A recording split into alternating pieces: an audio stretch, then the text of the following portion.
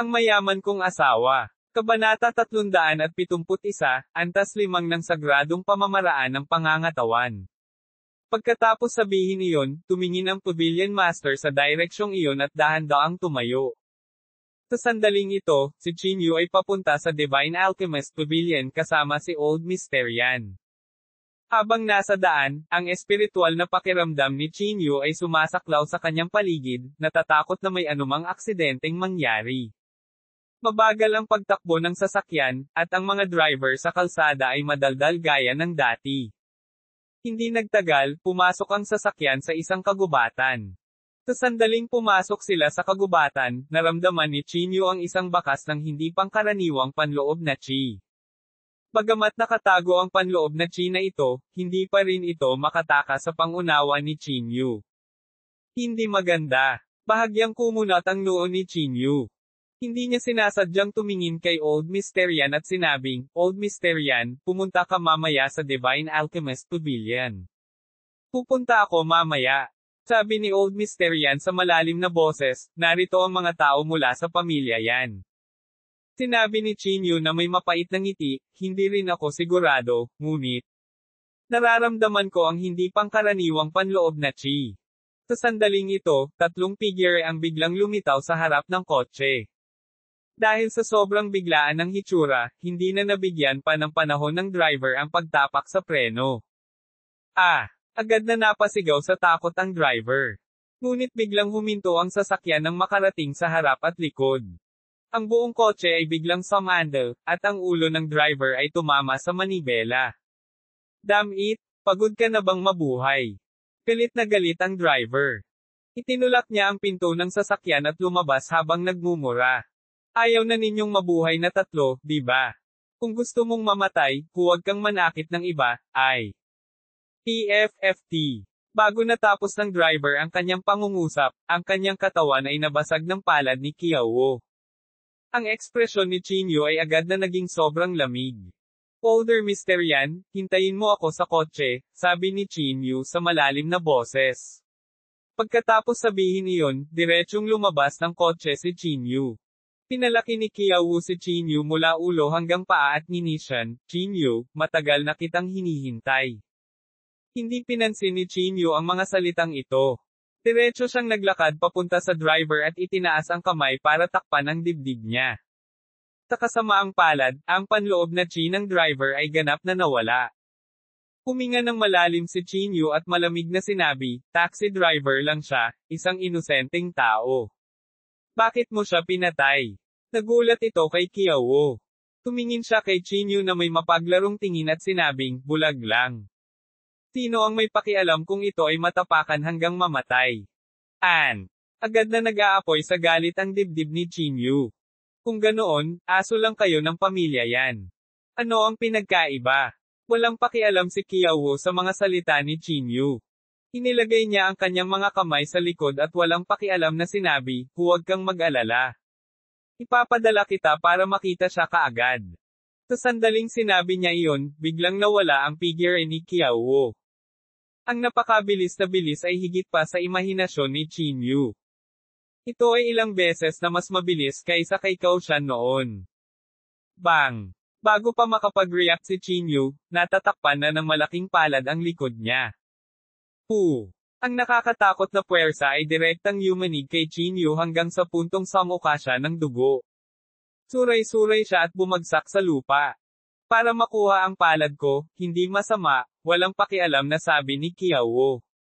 Tumayo si Chinyu mula sa lupa at pinunasan ng dugo sa gilid ng kanyang bibig. Isang seryosong ekspresyon ang lumitaw sa kanyang mukha. Pareho silang nasa tuktok ng kaharian ng Grandmaster, ngunit ang lakas ni Kiao ay mas mataas kaysa kay Cao Shan. Upang makayanin ang isang hampas ng palad, paano naman ang pangalawa? Tumaas ang kilay ni Kiao. Bago niya matapos ang kanyang mga salita, muli siyang humakbang pasulong. Ang kanyang napakabilis na figure ay nag-iwan ng isang after image sa lugar. Kahit ang mga mata ni Chinyu ay hindi makahabol. Paliitin ang lupa sa 1 pulgada. Sa gulat, direktang ginamit ni Chinyu ang pag-urong ng lupa sa 1 pulgada at umatras. HMPH. Gusto mong tumakbo? Sa iyong mga panaginip, malamig na bumantong hininga si Qiao at muli siyang baliw na hinabol. Ang bilis ni Qiao ay napakabilis.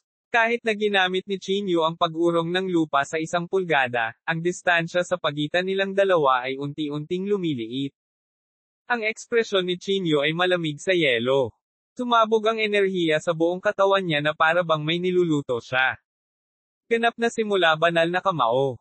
Nang akmang hahawakan ni Qiao si Qingyu, biglang nagpalabas ng galit si Qingyu at tumalikod para harapin si Qiao.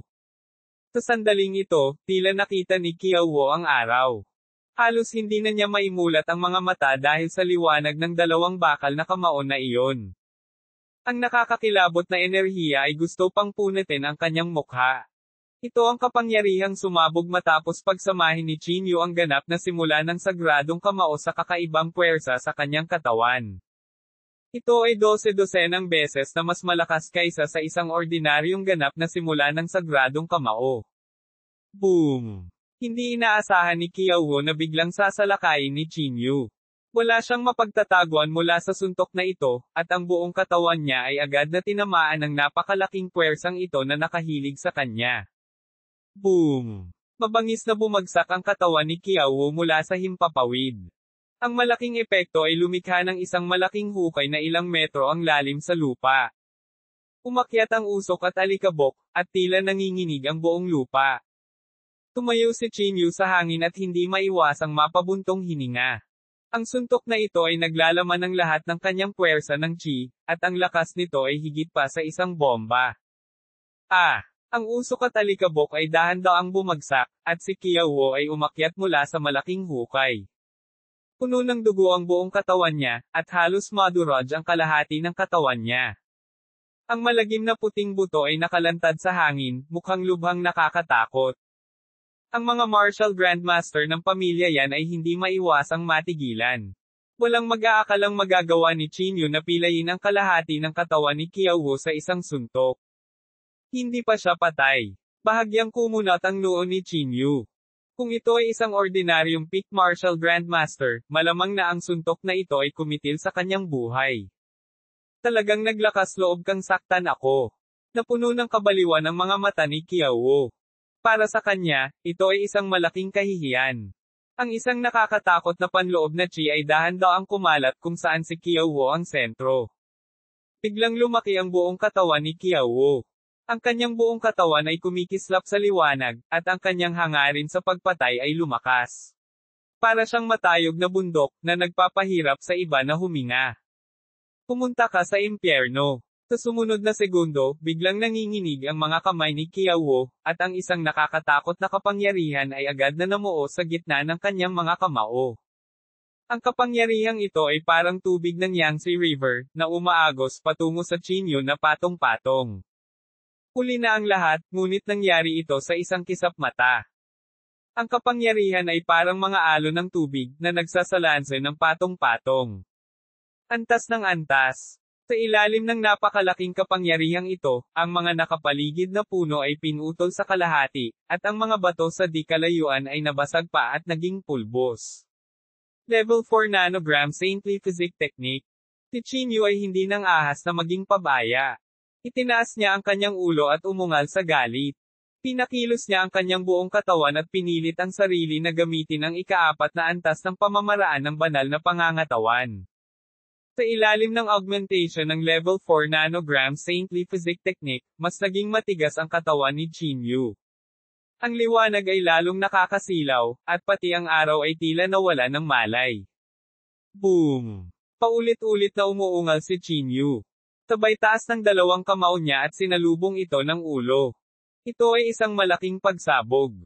Sa sandaling nakipag-ugnayan siya, ang ilaw sa mga kamao ni Qingyu ay direktang nabasag. Kahit na ang purple gold ghost na damit ay natatakpan ng mga patong ng bitek. Rumble. Ang kapangyarihang iyon ay patuloy na pinalalakas. Sunod-sunod, ang kapangyarihan ay parang mga alon ng tubig na patuloy na nakasalansan. Nang ito ay nakasalansan hanggang sa ika-4 na antas, si Qingyu ay hindi na makatagal. Ang ginintoang liwanag sa kanyang katawan ay parang salamin, sapin-sapin na bumabasag. Ang napakalaking pressure ay nagpahirap kay Chinyu ng walang katapusan. Ngunit kahit na ganoon, wala pa ring intensyon si Chinyu na sumuko. Sacred Physique Technique, Level 5. Itinaas ni Chinyu ang kanyang ulo at umungol ng galit, pilit na pinapagana ang ikalimang antas ng pamamaraan ng sagradong pangangatawan. Kabanata 372, Mamatay ng sama-sama. Kasunod ng pag-activate ng ikalimang antas ng pamamaraan ng pagiging banal, dahan-daang naging dark gold ang katawan ni Chinyu mula sa gintong dilaw. Sa ilalim ng liwanag, para bang pinahira ng isang layer ng dark gold. Hindi ito ang unang pagkakataon na sinubukan ni Chinyu na i-activate ang ikalimang antas ng pamamaraan ng pagiging banal, ngunit nabigo siya sa bawat pagkakataon. Hindi niya inaasahan na sa ilalim ng ganoong desperado na sitwasyon, matagumpay na na-activate ang ikalimang antas ng pamamaraan ng pagiging banal. Boom! Ang kapangyarihan na pinakawalan ni Qiaowo ay talagang pilit na itinulak pabalik ng kalahating hakbang ni Chinyu. Kinagat ni Chinyu ang kanyang mga ngipin at itinaas ang kanyang ulo upang umungol ng galit na galit. Sa ilalim ng napakalaking presyon, nagsimulang dumaloy ang dugo mula sa kanyang 7 butas. Ngunit kahit na ganoon, wala pa ring intensyon si Chinyu na sumuko.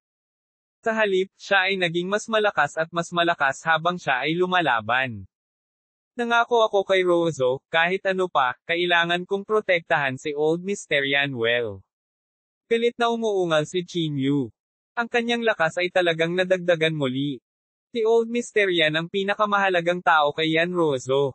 Kailangan man niyang ayalay ang kanyang buhay, hindi siya papayag na may mangyari sa kanya. Maging ang mukha ni Qiaowo ay naging medyo pangit.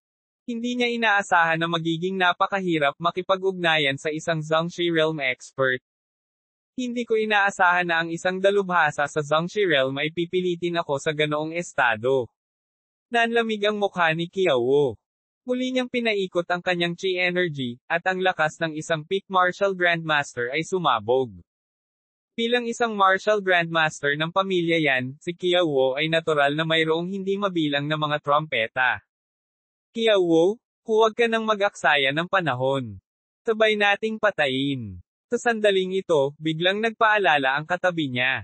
Kinagat ni Qiaowo ang kanyang mga ngipin at sumigaw, isang grandmaster at langgam, hindi na kailangan ng 3 tao na kumilos.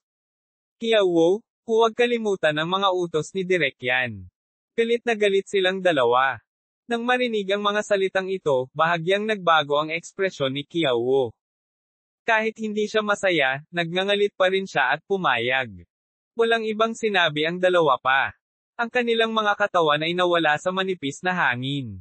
Isang malaking bola ng enerhiya ang namuo sa kanilang mga kamay. Masasabing tinakpan nito ang langit at tinakpan ang araw.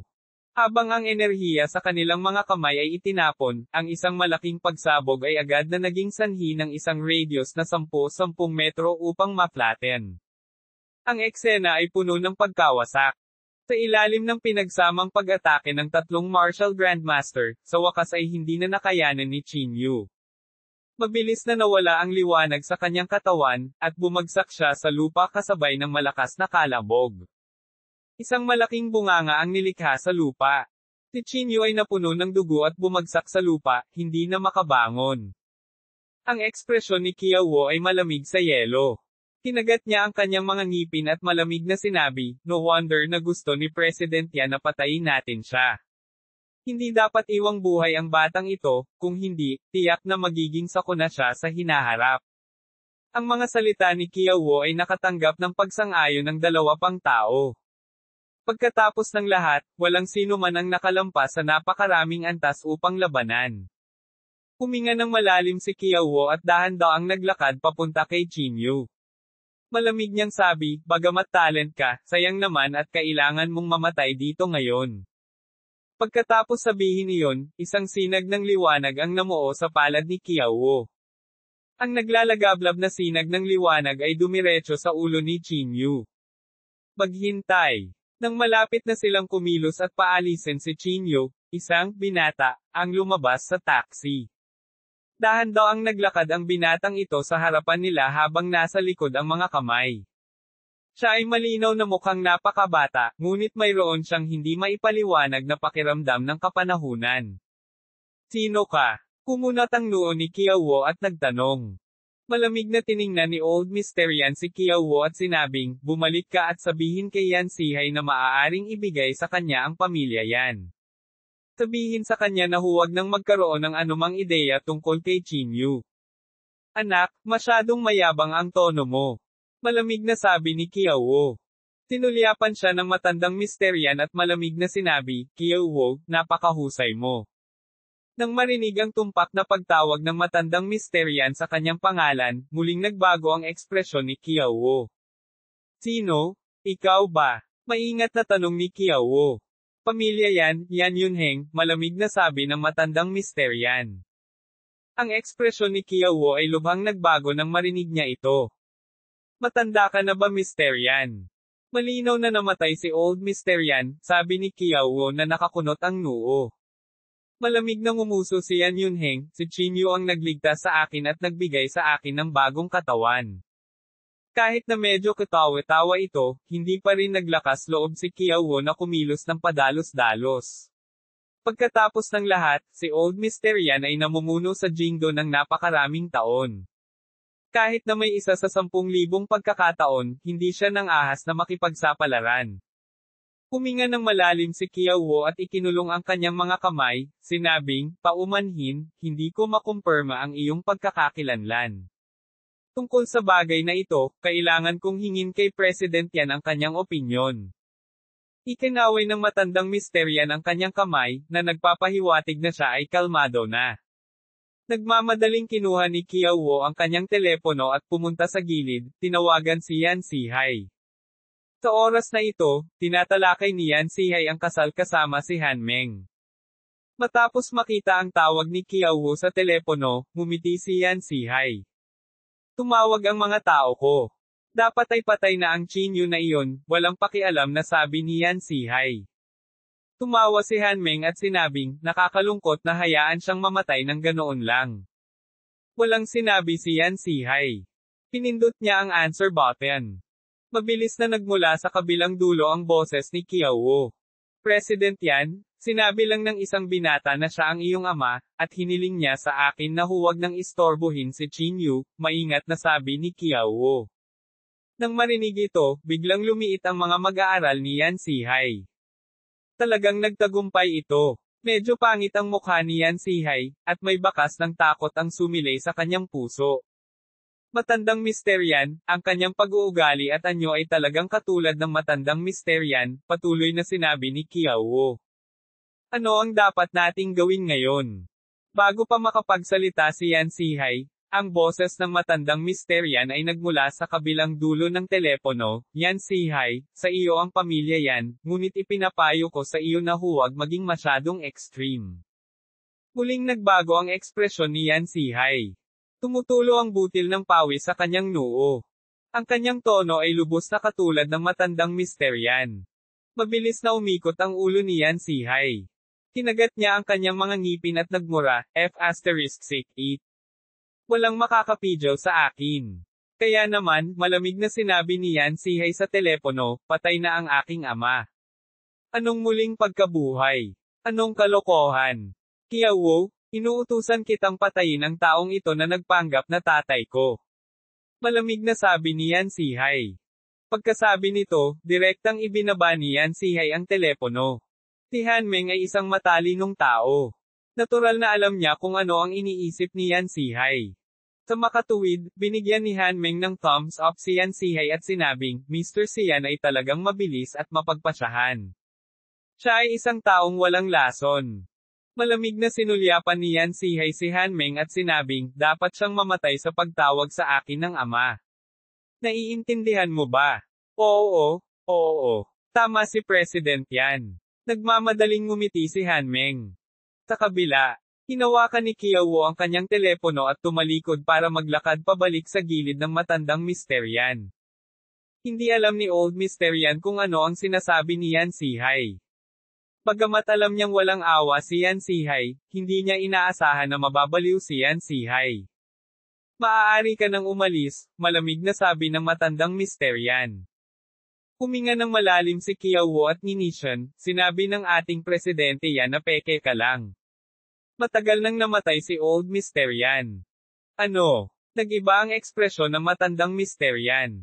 Gumuso si Qiao, sinabi ng ating presidente yan na kayo ni Qin Yu ay dapat mamatay ng magkasama. Kabanata 373, lumitaw ang Divine Alchemist Pavilion. Hindi maiwasang magbago ang ekspresyon ng matandang Mister yan, ngunit ito ay panandalian. Inilagay niya ang kanyang mga kamay sa likod at tumingin sa hilaga. Bahagya siyang napabuntong hininga, yan Sihay, talagang walang awa ka. May sasabihin ka pa ba? Mahinang sabi ni Qiao. Walang nakikitang takot sa mukha ni matandang Mister yan. Nailigtas na niya ang kanyang buhay, kaya siya ay mukhang kalmado at nakolekta. Gamitin ang aking buhay kapalit ng kanyang buhay, sabi ng matandang Mister yan habang itinuturo niya si Qin Yu na nasa lupa. Gumisi si Qiao, hindi mo ba naiintindihan ang wika ng tao? Sinabi ni President yan na gusto niya mamatay kayong dalawa. Nang matapos siyang magsalita, biglang inabot ni Qiao at hinawakan ang leeg ng matandang Mister yan. Ang malaking puwersa ay agad na nagpahirap sa matandang Mister yan na huminga. Namula ang buong mukha niya, at halos mabali ang leeg niya. Pumunta ka sa impyerno. Ang mga mata ni Qiao ay kumislap sa kabaliwan. Sa sandaling ito, isang espada ang biglang nalaslas. Ang liwanag ng espada ay kumislap, at ang braso ni Qiao ay pilit na pinutol. Hindi napigilan ni Qiao na sumigaw sa sakit. Pagtingin niya, nakita niya si Qin Yu na hawak ang bronze sword sa kanyang kamay, nakatitig kay Qiao. Old Mister yan. Napatingin si Qin Yu kay Yan Yunheng na nahihirapan. Ibinuko ng matandang Mister yan ang kanyang bibig, at ang bakas ng pasasalamat ay hindi maiwasang lumitaw sa kanyang mga mata. Hanggat nakatayo pa ako, hindi ko hahayaang saktan mo siya. Ay nalalayan ni Qin Yu ang kanyang katawan at tinitigan si Qiao. Pilit na sinabi ni Qiao, ang lakas ng loob mong baliin ang braso ko. Papatayin kita, papatayin kita. Tila nabaliw si Qiao, at ang kanyang mga kamao ay bumasag patungo kay Qin Yu na parang mga patak ng ulan. Sa sandaling ito, nawalan na ng kakayahang lumaban si Qin Yu, at ang bilis ng kanyang reaksyon ay mas mabilis. Halos madurog ang katawan niya, at napuno ng dugo ang buong katawan niya. Kayong dalawa, pumunta at patayin siya. Itinuro ni Qiao si Old Mister yan at umungol. Nagkatinginan silang dalawa at agad na naglakad patungo sa matandang Mister yan. Paliitin ang lupa, sa 1 pulgada. Sa sandaling ito, ginamit ni Qin Yu ang kanyang huling kaunting lakas para hamarang sa harap ng matandang Mister yan. Sabi ko, hindi kita hahayaang hawakan siya. Malamig na sabi ni Qin Yu. Nililigawan mo si kamatayan. Natamba si Qiao at humakbang pasulong, malakas na sinipa ang dibdib ni Qin Yu. Bahagyang umindayog ang katawan ni Qin Yu, ngunit hamarang pa rin siya sa harap ng matandang Mister yan. Nang makita ito, ang mukha ni Qiao ay hindi maiwasang maging malamig. Tingnan natin kung gaano kakatagal makakapit. Ikinuyom ni Qiao ang kanyang kamao at baliw na hinampes ito sa katawan ni Qin Yu. Tinuntok ng makapal na kamao ang katawan ni Qin Yu hanggang sa mapuno ito ng mga butas. Hindi mabilang na mga buto ang nabasag, at ang dugo sa kanyang bibig ay bumulwak na parang bukal. Ngunit kahit na ganoon, si Qin Yu ay matigas pa rin na nakatayo sa likod ni Old Mister yan, na parang isang tore na bakal. Paano ito posible? Malapit nang mabaliw si Qiao. Kahit na ang isang martial grandmaster ay hindi makakapigil sa pambobomba na ito. Isa lang siyang martial grandmaster, paano niya nagawa? Qin Yu? Ikaw. Huwag mong pilitin ang iyong sarili, sabi ng matandang Mister yan sa nanginginig na boses. Ibinuka ni Qin Yu ang kanyang bibig, gustong magsalita, ngunit sa pagbukas pa lang ng kanyang bibig, napuno ng dugo ang kanyang buong bibig. Nakakabaliw. Malamig na sabi ni Qiao. Itinaas niya ang kanyang palad, at isang sinag ng liwanag ang namuo sa kanyang palad. Pagkatapos, nakita niya ang isang kumikinang na mahabang espada na nahulog sa kanyang kamay. Pumunta ka sa impyerno. Pilit na umungol si Qiao, at pagkatapos ay dumiretso sa puso ni Qin Yu, tinusok ang espada. TFFT. Nagluwa si Chinyu ng isang bibig ng dugo, at ang kanyang paningin ay nagsimulang maging malabo. Matandang Mysterian. Umabot ang kamay ni Chinyu sa direksyon ng matandang Mysterian, ngunit bumagsak ang kanyang katawan sa lupa. Chinyu. Agad na sumigaw si Old Mysterian. Hindi niya akalain na magsasakripisyo si Chinyu para protektahan siya. Gumuso si Qiao, upang maiwasan ang anumang aksidente, putulin ang kanyang ulo at ibalik ito upang magulat. Okay. Tumango ang dalawang martial grandmaster. Agad silang humawak ng matatalim na talim sa kanilang mga kamay at nilaslas ang leeg ni Chinyu. Klang! Nang malapit ng dumapo ang espada sa leeg ni Chinyu, isang sinag ng liwanag ang kumislap at nabasag ang espada sa kanyang kamay. Oh, who is it? Sabay-sabay na tumingin silang tatlo sa malayo. Pinatay mo ang isang elder ng Divine Alchemist Pavilion sa pasukan ng may Divine Alchemist Pavilion. Hindi mo ba ako masyadong minamaliit? Isang medyo malandi na boses ang nanggaling sa hindi kalayuan. Paglingon niya, nakita niya ang isang babaeng dahan-daang papalapit. Sa tabi niya ay may 8 katulong. At ang 8 attendant na ito, bawat isa sa kanila ay nasa tuktok ng Great Grandmaster Realm. Sino ka? Malamig na sabi ni Qiao. Masungit. Ito ang Pavilion Master ng Our Divine Alchemist Pavilion. Pilit na umungal ang unang elder ng tagapagpatupad ng batas. Pavilion Master ng Divine Alchemist Pavilion. Bahagyang nagbago ang ekspresyon ni Qiao. Lumingon siya at tumingin sa Pavilion Master ng Divine Alchemist Pavilion, ikinulong ang kanyang mga kamay at sinabing, "Greetings, Pavilion Master." Walang pakialam na sinabi ng Pavilion Master, kahit anong sama ng loob mo sa inyong dalawa, hayaan mo na ang bagay na ito. Bahagyang sumimangot si Qiao. Malamig siyang tumingin sa Pavilion Master ng Divine Alchemist Pavilion at sinabing, kaaway silang dalawa ng pamilyang yan. Pavilion Master, gusto mo ba talagang makialam sa negosyo ng ibang tao? Nakialam sa negosyo ng ibang tao. Are you bingi? Bahagyang kumunat ang noo ng Pavilion Master. Si Chinyu ay isang elder ng ating gamot na God Pavilion. Pilit na umungal ang unang elder ng tagapagpatupad ng batas. Naging malamig ang ekspresyon ni Qiao. Malamig siyang tumingin sa Pavilion Master ng Medicine God Pavilion at sinabing, gusto ni Mysterian sihay ang kanilang buhay. Kapag nakikialam ka sa bagay na ito, masasaktan mo ang pamilya yan. Ang boses ni Qiao ay nawala na ng isang malakas na sampal ang dumapo sa mukha ni Qiao sa ere. Ang bilis ay napakabilis na kahit si Qiao ay hindi makapag-react sa oras. Tinatakot mo ba ako? Pinaikit ng Pavilion Master ang kanyang mga mata at walang pakialam na nagtanong. Sa sandaling sinabi niya ito, isang malakas na layunin ng pagpatay ang bumungad mula sa 8 matanda sa pagpapatupad ng batas. Agad na naging pangit ang mukha ni Qiao. Lalo na yung sampal kanina. Bilang isang peak martial grandmaster, talagang hindi niya ito napansin. Pwede ba, na siya ay isang marquis? Habang iniisip ito ni Qiao, lalo siyang natakot. Sa pag-iisip nito, itinaas ni Qiao ang kanyang mga kamay at sinabing, Pavilion Master, kasalanan ko ang pagiging mapangahas. Kaya lang, binigyan tayo ni President yan ng death order. Dapat natin silang patayin. Kung hindi natin kayang patayin sila, huwag mo na siyang babalikan. Sana hindi ako pahirapan ng Pavilion Master. Parang hindi mo talaga naiintindihan ang wika ng tao. Hindi napigilan ng isang elder ng tagapagpatupad ng batas na lumapit kay Qiao. Biglang nanginig ang katawan ni Qiao, at bakas ng takot ang sumilay sa kanyang mga mata. Kung mag-aaway sila, malamang mamatay silang tatlo dito ngayon. Sa kabutihang palad, sa kritikal na sandaling ito, ikinaaway ng Pavilion Master ang kanyang kamay at pinigilan ang nakatatanda sa pagpapatupad ng batas. Makakabalik ka man o hindi, wala itong kinalaman sa akin, walang pakialam na sabi ng Pavilion Master. Kung nais niyan sihay na maghaiganti, o makipag-usap, hayaan siyang lumapit sa akin. Pagkatapos sabihin ito, itinuro ng Pavilion Master si Chinyu gamit ang kanyang baba, na nagpapahiwatig na ang elder ng tagapagpatupad ng batas ay kunin siya. Agad na tinanggap ng elder ng law enforcement ang utos at mabilis na naglakad papunta kay Chinyu.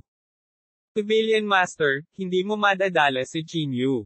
Nag-aalalang sabi ni Qiao. Gayunpaman, ang tumugon sa kanya ay ang dalawang kamao ng bangbang ng elder ng tagapagpatupad ng batas. Kabanata 374, Ampil Refinement ng Pavilion Master. Hindi alam kung ito ay dahil ang pagkakaiba sa lakas ay masyadong malaki, o si Qiao ay nahuli. Ang dalawang suntok na ito ay direktang naging sanhi ng pagkabalot ng dugo sa mukha ni Qiao at tuluyang nabali ang kanyang mga buto. Kung maglakas loob kang magsalita ng anumang bagay na walang kaparerekon, papatayin kita, malamig na sabi ng matanda sa pagpapatupad ng batas. Bagamat hindi masaya si Qiao sa kanyang puso, sa ilalim ng ganoong mga pangyayari, hindi siya nang ahas na magsabi ng kahit ano. Si Chinyu ay dinala ng elder ng tagapagpatupad ng batas, habang ang Pavilion Master ng Divine Alchemist Pavilion ay personal na lumapit sa matandang Mysterian. Old Mysterian. Bahagyang yumuko ang Pavilion Master, bilang isang paraan ng pagbati. Magalang ding sumagot si Old Mysterian, ang Pavilion Master ng Divine Alchemist Pavilion ay talagang nabubuhay sa kanyang reputasyon. Matandang Mysterian, mas mabuting magmadali ka at umalis sa amin. Sabi ng matanda ng tagapagpatupad ng batas sa gilid. Tumango ang matandang Mysterian at humihingi ng paumanhin, natatakot akong magkaroon ako ng problema sa inyong lahat sa susunod na mga araw. Walang sinabi ang Pavilion Master. She waved her hand at sabay alis. Paano tayo magsusumbong kay Direktoryan ngayon? Medyo pangit ang ekspresyon ni Qiao. Napakalinaw niya na sa karakter ni Yan Zihai, kung hindi natapos ang misyon, tiyak na hindi siya magkakaroon ng magandang wakas. Sige, sabihin muna natin kay Direk Yan ang sitwasyon dito, sabi ng katabi niya. Napabuntong hininga si Qiao at sinabi, ito ang tanging paraan. Uwi, tinala si Chinyu sa Divine Alchemist Pavilion. Mabilis siyang pinalibutan ni Peach, Yao Qing, at ng iba pa.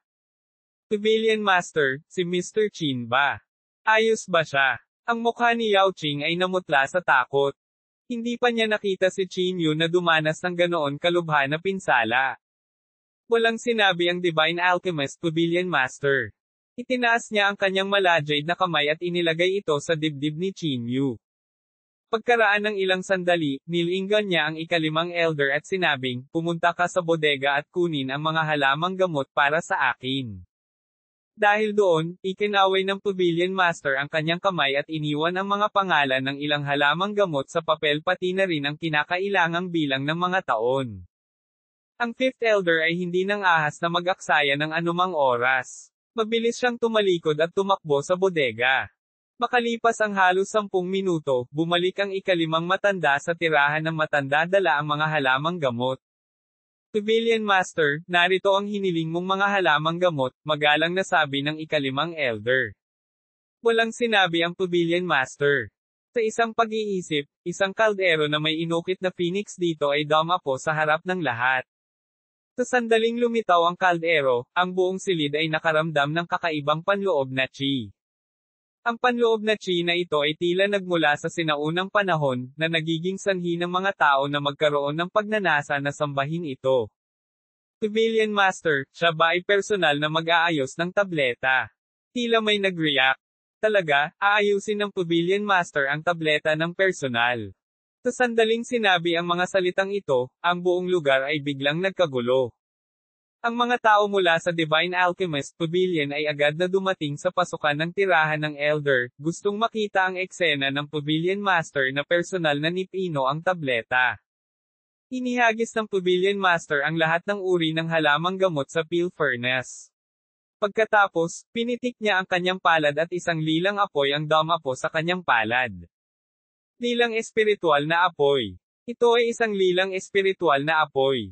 Sinasabi ng lahat na ang Pavilion Master ay isang purple spiritual fire. Sa nakikita mo ngayon, totoo talaga. Hindi ko akalain na makikita ko ang Pavilion Master na personal na nag-refine ng mga tabletop sa buhay ko. Halos lahat ay nagulat sa bola ng coquettish flame sa Pavilion Master's palm. Kailangang malaman ng isa na ang lilang apoy ay ang sagradong apoy sa lahat ng espiritual na apoy. Kahit na ang mga makaranasang matatanda ay hindi pa ito nakita noon. Tahimik, huwag istorbohin ang Pavilion Master, malamig na sabi ng dakilang elder ng tagapagpatupad ng batas. Agad na tumahimik ang eksena, ngunit mahirap pa ring itago ang panatisismo sa kanilang mga mata. Dahan daw ang itinaas ng Pavilion Master ang kanyang palad, at ang apoy ay nahulog sa peel furnace. Ang peel furnace ay agad na lumiwanag sa nagngangalit na apoy. Ang lilang liwanag ay sumasalamin sa mga mata ng lahat. Tahimik na tiningnan ng Pavilion Master ang bola ng apoy na ito, at walang kahit isang bakas ng emosyon ang makikita sa kanyang mga mata. Sa sandaling ito, gumalaw ang isip ng Pavilion Master, at isang peel furnace na inukit na may banal na dragon ay muling dumapo sa harap ng lahat. Kasunod noon, iwinagayway ng Pavilion Master ang kanyang palad, at itinapon ang natitirang mga halamang gamot sa pangalawang kaldero ng peel furnace. Ang parehong lilang apoy ay lumiwanag sa kanyang kaliwang kamay. Huminga ang karamihan. Pavilion Master, sinusubukan ba niyang pinuhin ang dalawang magkaibang uri ng tableta ng sabay? Pulong ng isang tao. Ito ay masyadong hindi ka panipaniwala. Napakahirap na kontrolin ang espiritual na apoy, ngunit ang master ng Pavilion ay talagang makakagawa ng dalawang bagay sa parehong oras. Tulad ng sinabi ng lahat, halos imposibleng pinuhin ang dalawang kaldero ng mga tabletas ng sabay. Ito ay dahil ang isa ay kailangang ganap na nakatutok kapag pinipino ang mga tabletas. Ang pinakamaliit na kawalang ingat ay magdudulot ng pagkasunog at pagkawasak ng mga gamot na tabletas. At hindi lamang kinokontrol ng Pavilion Master ng Divine Alchemist Pavilion ang dalawang bola ng espiritual na apoy ng sabay, tila wala siyang kahit kaunting pressure. Anong klaseng alchemy skill ito?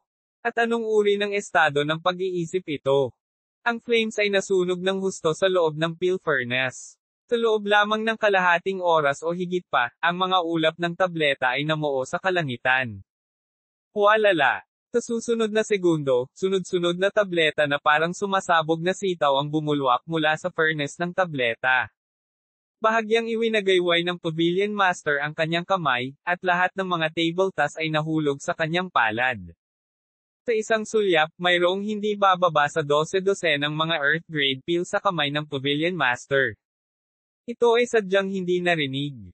Sa gulat ng lahat, hinawakan ng Pavilion Master ang tableta sa kanyang kamay. Sa isang pitik ng kanyang daliri, nahulog ito sa bibig ni Chinyu.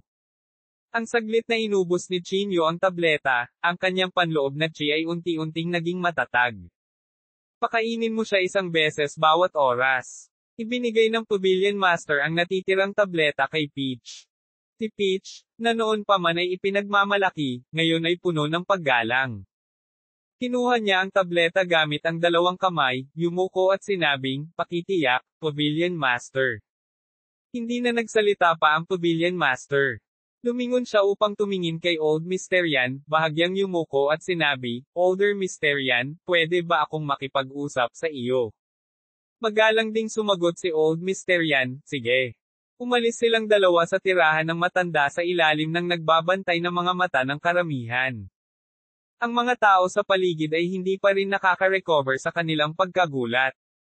Napakamangha ng Pavilion Master. Pino niya ang 12 ng Earth Grade peel sa loob ng kalahating oras. O Diyos ko, kontrolado pa rin ng Pavilion Master ang magkaibang espiritong apoy gamit ang dalawang kamay. Iba't ibang mga tabletas. Buo Pavilion Master ang aking Diyosa. Umubo ang ikalimang elder at sinabing, sige, kailangang magpahinga ni Elder Chin. Mabilis na maghiwa-hiwalay. Matapos ikalat ang karamihan, isinara ng ikalimang matanda ang pinto. Ano nga ba ang naranasan ni Mr. Chin para talagang magdusa ng ganoong malubhang pinsala? Hindi napigilan ni Yao Ching na sumimangot.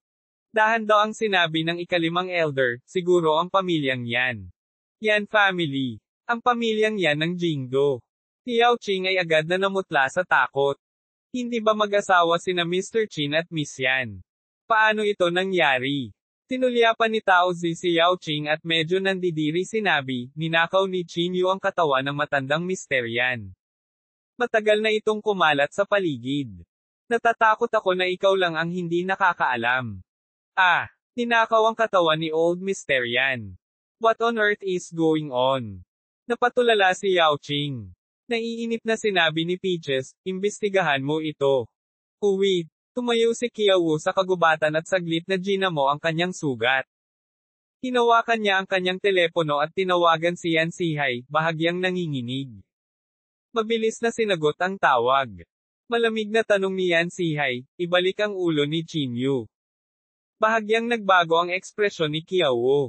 Sabi niya sa mahinang boses, Mr. Yan, nabigo ang misyon. Nabigo. Ang boses ni Yan Sihay ay agad na nagdala ng galit. Anong ginagawa mo? Ang pamilya yan ay gumastos ng napakaraming pera upang suportahan ka. Para suportahan ba ang isang basurang tulad mo? Malamig na sabi ni Yan Sihay. Nagmamadaling ipinaliwanag ni Kiawo, President Yan, ito ang The Divine Alchemist Pavilion. Iniligtas ng Pavilion Master ng Divine Alchemist Pavilion si Chinyu. Kabanata 375, Pakikipag-ugnayan. Ang Pavilion Master ng Divine Alchemist Pavilion. Agad na kumunat ang noo ni Yan Sihay. Oo, mukhang gustong protektahan ng Divine Alchemist Pavilion si Chinyu. Ang iilan sa atin ay hindi niya kapareha, medyo hinaing ni Kiawo. Sa kabilang dulo, huminga ng malalim si Yan Sihay at malamig na sinabi, makikipag-ayos ako sa Divine Alchemist Pavilion. President Yan, what about us? Tanong ni Kiawo. Malamig na sinabi ni Yan Sihay, stand by and wait for orders. Sa sandaling lumabas si Chinyu sa Divine Alchemist Pavilion, patayin siya kaagad. Oo, Presidente Yan, nagmamadaling sumang-ayon si Kiawo. Matapos maputol ang tawag sa telepono, agad na naging madilim ang mukha ni Yan Sihay. President Yan, anong nangyayari? Nakangiting tanong ni Han Meng. Nagngangalit si Yan Sihay at sinabing, ang banal na Alchemist Pavilion na ito ay gustong hayagang salungatin tayo. Masyado nilang sineryoso ang sarili nila. Divine Alchemist Pavilion. Isang bakas ng displeasure ang bumungad sa mukha ni Han Meng. HMPH, ang Divine Alchemist Pavilion ay hindi rin nagbigay ng mukha sa aming angkananghan noong nakaraan. Ang Divine Alchemist Pavilion ay talagang naging masyadong mayabang sa panahong ito, malamig na sabi ni Han Meng. Sinulyapan ni Yan Sihay si Han Meng at sinabing, kung gayon, bakit hindi pa kumikilos ang iyong angkananghan? Isang bakas ng awkwardness ang bumungad sa mukha ni Han Meng, at pagkatapos ay bumantong hininga siya at sinabing, ayaw din namin, ngunit hindi mahina ang impluensya ng Divine Alchemist Pavilion, at mayroon itong koneksyon sa napakaraming tao sa Jingdo. Kung talagang ibinubuhos natin ang lahat ng pagkukunwari ng kabaitan, natatakot ako na hindi ito magiging kapaki-pakinabang sa sinuman. Natural na naiintindihan ni Yan Sihay ang loika na ito, ngunit hindi karakter ni Yan Sihay ang magtiis ng ganito. Kinuha niya ang kanyang telepono at personal na tumawag sa Pavilion Master ng Divine Alchemist Pavilion. Matapos may ugnay ang tawag, sinubukan ni Yan Sihay ang kanyang makakaya upang mapanatili ang kanyang pagiging magalang habang sinabi niya, Lady Pavilion Master, ninakaw ni Chinyu ang bangkay ng aking ama. Ito ay ganap na hindi matitiis sa pamilya yan. Nang marinig ito, mahinang ngumiti ang Pavilion Master at sinabing, ninakaw ang katawan. President Yan, kaya mo bang linlangan ang iba, ngunit maaari mo ba akong linlangan? Nagbago ang ekspresyon ni Yan Sihay at malamig na sinabi niya, kung gayon ang ibig mong sabihin ay dapat mong protektahan si Chinyu. Tama. Hindi nagatubili ang Pavilion Master.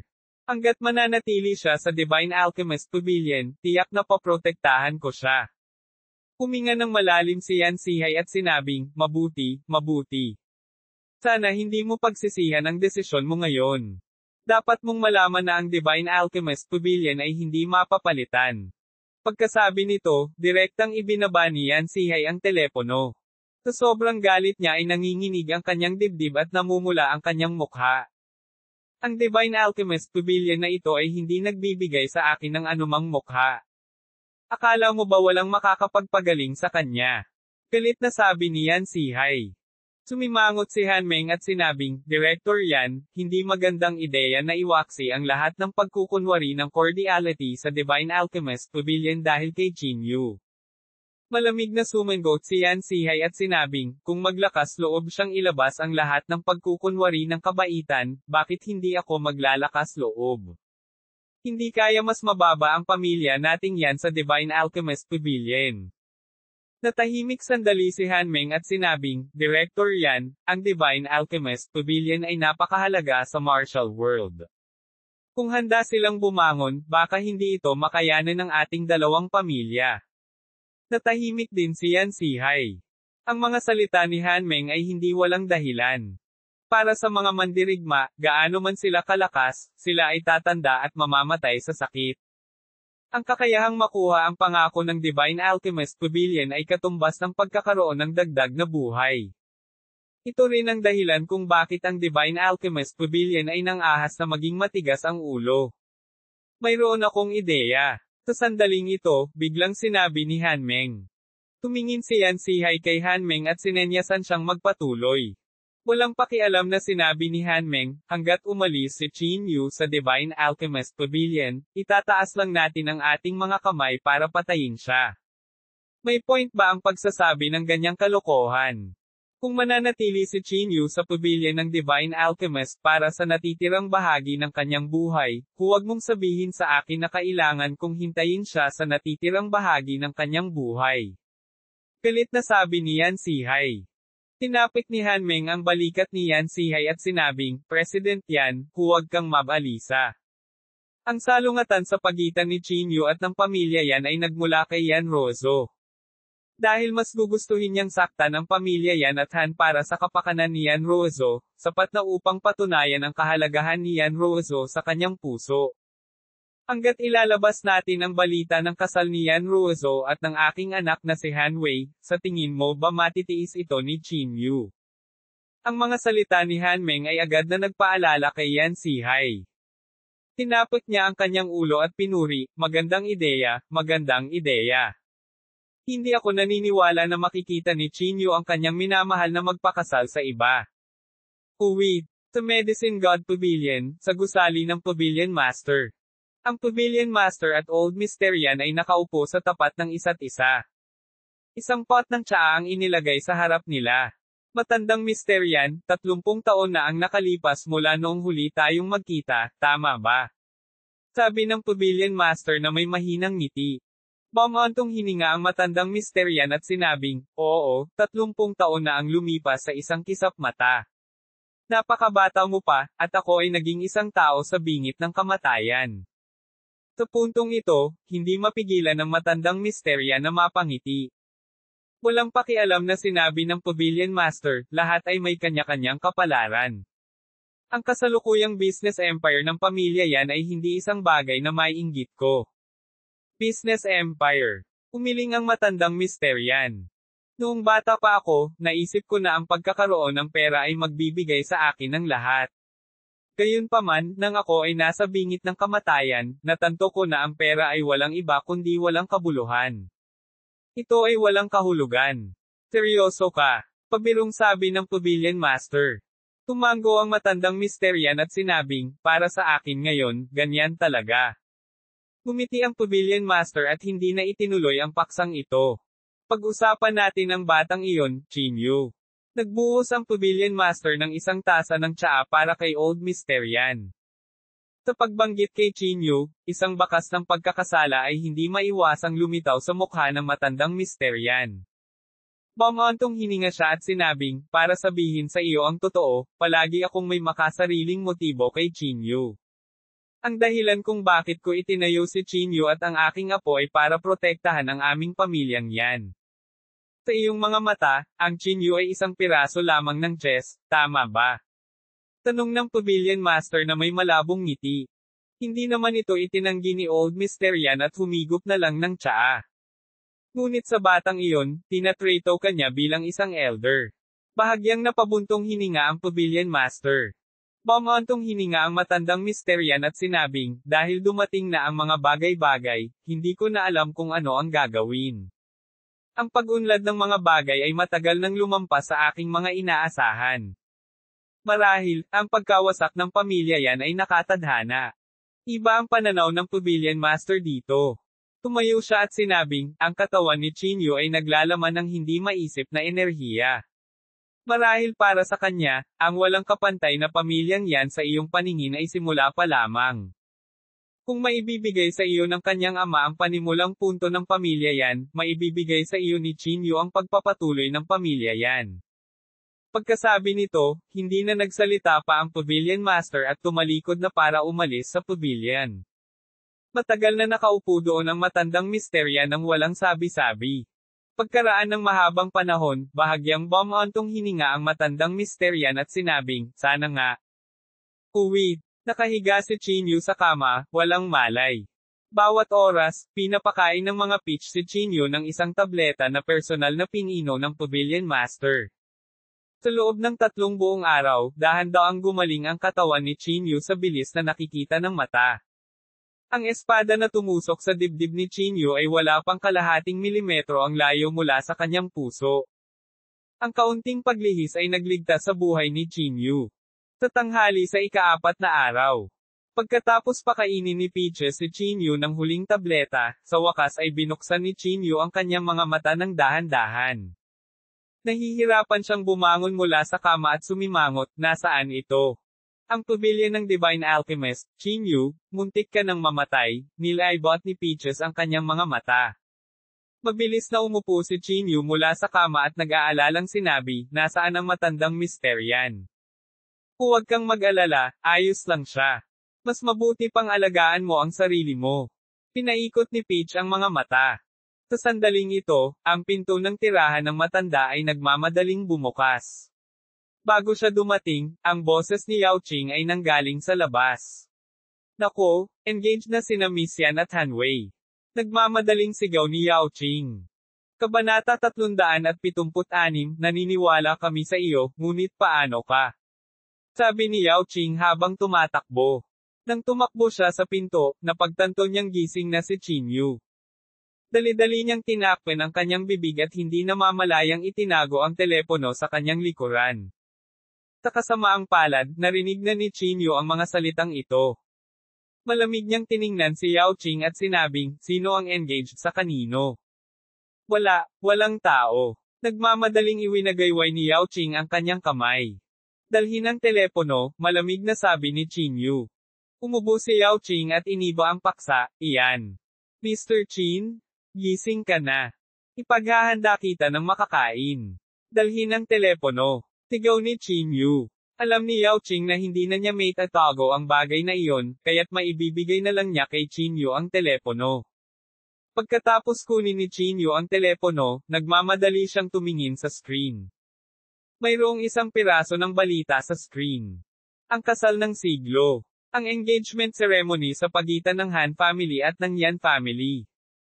Nagmamadaling nag-click si Chinyu sa balita, at nakitang balita iyon ng engagement ni Yan Rozo at Han Wei. Noong ika-9 ng Setyembre, gaganapin ang kasal nila Han Wei at Yan Rozo sa Jingdo. Ang dahilan kung bakit pinili nila ang ika-9 ng Setyembre ay para sa isang pangmatagalang layunin. Sinabi na ang petsang ito ay kinakalkula ng pinakamakapangyarihang mystic arts master ng henerasyon. Bilang karagdagan sa mga salita, mayroon ding isang larawan ng araw ng pakikipag-ugnayan sa mga balita. Sa larawan, malamig ang mukha ni Yan Rozo. Halos walang ngiti, nawala sa lugar sa kapaligiran sa pinangyarihan.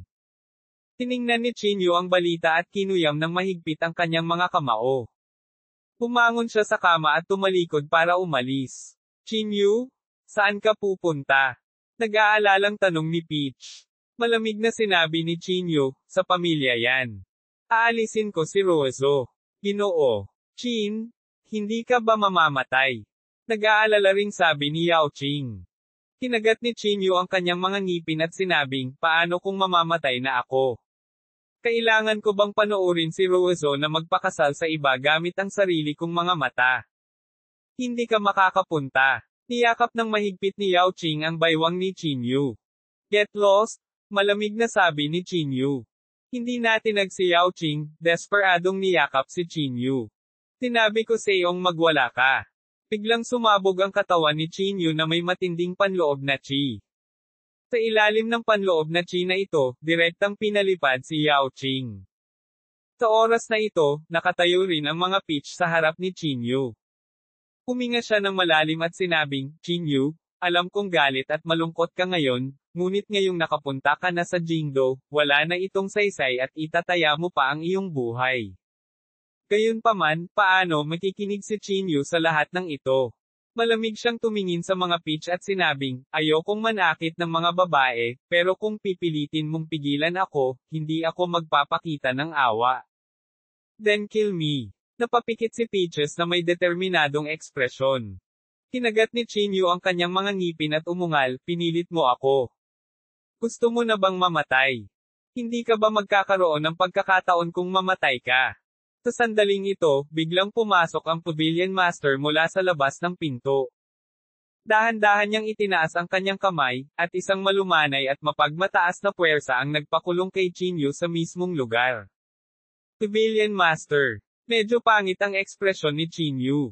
Sinabi niya na halos nagsusumamo, Pavilion Master, pakiusap tulungan mo ako. Hanggat maibabalik ko si Rozo, handa akong maging alipin. Habang nagsasalita siya, napuno ng luha ang mga mata ni Chinyu. Hindi ko kayang panoorin lang si Rozo na ikinasal sa iba. Ang mga luha ni Chinyu ay parang isang ilog na bumubulusok sa mga pampang nito, nagmadaling lumabas. Gayunpaman, malamig na sinabi ng Pavilion Master, wala kang silbi. Tingnan ang iyong kasalukuyang hitsura. Isang walang kwenta. Ikaw ang sarili mong babae, pero gusto mong humingi ng tulong sa iba. Ikaw ba ay walang kwenta? Diba sabi mo gusto mong tumayo si Yan Ruozo sa tuktok ng Jingdo? Sa itsura mo ngayon, sa tingin ko dapat ka na lang mamatay. Walang pipigil sayo. Pagkatapos sabihin ito, agad na pinakawala ng Pavilion Master si Chinyu mula sa kanyang pagkakakulong. Nakatayo doon si Chinyu, puno ng luha ang kanyang mga mata. Pumunta ka. Hindi mo ba gustong mamatay? Bakit ka pa nakatayo dito? Malamig na sabi ng Pavilion Master. Napaiyak si Chinyu. Tumingkayad siya sa lupa at humikbi ng mahina, hindi ako nakikipagkasundo. Hindi nagkasundo. Hindi nakipagkasundo para gamitin ang sarili mong lakas para agawin pabalik ang tao, malamig na sabi ng Pavilion Master. Ika-9 ng Setyembre, hindi ba mahigit kalahating taon pa ang oras? Pagkatapos ng paalala ng Pavilion Master, agad na nag-react si Chinyu. Bigla siyang nagangat ng ulo at bumuulong sa mahinang boses, oo, may kalahating taon pa, may kalahating taon pa. Malamig na sinabi ng Pavilion Master, kung ikaw ay isang lalaki, pagkatapos ay agawin mo ang kasal at ikaw mismo ang bawiin ang taong iyon. Kung hindi ka, pagkatapos ay lumabas ka sa Divine Alchemist Pavilion. Matapos ilabas ang mga salitang ito, tumalikod ang Pavilion Master at lumabas. Matapos ang pangungulit ng Pavilion Master, tumahimik si Chinyu. Aagawin ang kasal. Magandang ideya, mahinang ungol ni Chinyu. Kahit na ganoon ang kaso, para kay Chinyu, ang kanyang puso ay hindi mapakali ng mahabang panahon. Dahil alam niyang napilitan si Yan Ruozo. Walang nakakaalam kung anong sitwasyon ngayon si Yan Ruozo. Sa sandaling ito, biglang pumasok ang matandang Mysterian mula sa labas ng pinto. Matandang Mysterian. Nang makita ang matandang Mysterian, dali-dali siyang binati ni Tao Zi at Yao Qing. Kinawian ng matandang Mysterian ang kanyang kamay at sinenyasan silang umalis. Hindi nagsalita sina Tao Zi at Yao Qing at agad na tumalikod para maglakad palabas ng tirahan ng Elder. Dahan daw ang isinara ang pinto. Kinusat ni Chinyu ang kanyang mga mata at sinabi sa mahinang boses, Older Mysterian, ginawa kong tanga ang sarili ko. Tinapik ni Old Mysterian ang balikat ni Chinyu at sinenyasan itong maupo. Umupo silang dalawa sa tapat ng isa't isa. Nagbuhos ng isang basong tubig si Old Mysterian para kay Chinyu. Nagsisisi ka ba? Tanong ni Old Mysterian. Mabilis na umiling si Chinyu at sinabing, hindi ko ito pinagsisisihan. Ngumiti ang matandang Mysterian at sinabing, Chinyu, nang pumunta si Rozo sa Jiangcheng noon, ayaw niya dahil walang mag-iisip ng mataas sa isang walang kwentang manugang na ipinanganak at lumaki sa Jiangcheng. Pinilit ko siyang umalis. Noong oras na iyon, ako lang ang tao sa buong pamilya yan na may mataas na pag-asa para sa iyo. Ibinaba ni Chinyu ang kanyang ulo at hindi umimik. Nagpatuloy si Old Mister Yan, ngunit nang maglaon, ang taong pinagkakatiwalaan ng pamilya yan sa iyo ay si Rozo. Mataas ang expectations niya sa iyo. Naniniwala siya na hindi ka dapat isang ordinaryong tao, ngunit isang tao na kayang baguhin ang lahat. Maiintindihan mo ba ang ganitong uri ng walang batayan at hindi maipaliwanag na pag-asa? Itinaas ni Chinyu ang kanyang ulo at tumingin kay Old Mister Yan. May hindi maipaliwanag na damdamin sa kanyang puso. Hindi niya alam kung pasasalamat ba ito sa tiwala ni Yan Ruozo sa kanya o kasalanan para sa kanya. Alam mo ba kung bakit 6 na buwan ang kasal nila? Sa sandaling ito, iniba ng matandang Mister Yan ang paksa. Umiling si Chinyu at sinabing, hindi ko alam. Mabagal na bumaantong hininga si Old Mister Yan at sinabing, dahil ang taong nagbilang ng mga araw para sa kanila ay isang matandang kakilala ko. Matagal ko nang inaasahan ang sitwasyon ngayon. 6 na buwan. Bagamat hindi ito mahabang panahon, ito na ang huling pagkakataon para sa iyo. Biglang nagtaas ng ulo si Chinyu at tumingin kay Old Mister Yan. Naniniwala ako sa iyo, naniniwala rin si Rozo sa iyo. Ano ang tungkol sa iyong sarili? Tanong ni Old Mister Yan. Ang puso ni Chinyu ay agad na nag-alab sa isang kapangyarihan. Pinuno muli siya ng kapangyarihang ito ng kumpiyansa at determinasyon. Older Mister Yan, hindi ko bibigwin ang iyong mga inaasahan. Huminga ng malalim si Chinyu. At hindi ko hahayaan si Rozo na pakasalan si Hanwei. Sa sandaling ito, ang mga mata ni Chinyu ay puno ng determinasyon. Kabanata 377, buong suporta ng Pavilion Master. Nang makitang nabawi ni Chinyu ang kanyang kumpiyansa, napangiti din ang matandang Mister Yan. Older Mister Yan, dapat kang pumunta at magpahinga, sabi ni Chinyu. Ayaw na niyang mag-aksaya pa ng oras at handa siyang pumasok sa pag-iisa sa lalong madaling panahon. Sa panahong ito, hindi lamang nakaipon si Chinyu ng maraming damo, ang kanyang mental na kalagayan ay bumuti din ng husto. Hanggat mayroon siyang sapat na oras, mapapabuti ni Chinyu ang kanyang lakas sa lalong madaling panahon. Tumango si Old Mister Yan. Hindi niya sinayang ang oras ni Chinyu at tumalikod na para umalis. Gabi na noon.